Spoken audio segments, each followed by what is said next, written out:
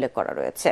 Dhaka medical college হাসপাতালে সংবাদ সম্মেলনে এসব তথ্য জানান বিশেষ সেলের সম্পাদক হাসান ইমাম। আরো জানাচ্ছেন খায়রুল ইসলাম। জুলাই বিপ্লবের শুরুতে কোটা এবং পরে স্বৈরাচার পতনের আন্দোলনে যেভাবে ছাত্র জনতাকে হত্যাকাণ্ডে মাতে বিগত আওয়ামী লীগ সরকার, তাতে শহীদদের সংখ্যা এখনো অজানা। বাড়ছে শহীদদের তালিকাও। এমন একটা সময় খোঁজ মিলল আরো 6 জনের মরদেহ।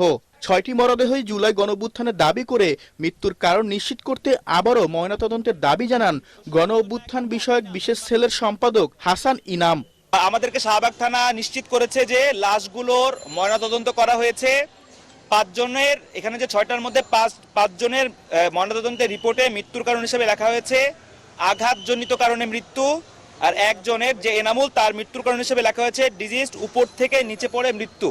মরদেহগুলো পরিবারের কাছে পৌঁছে দিতে বিশেষ সেল কাজ করছে বলে জানিয়ে তিনি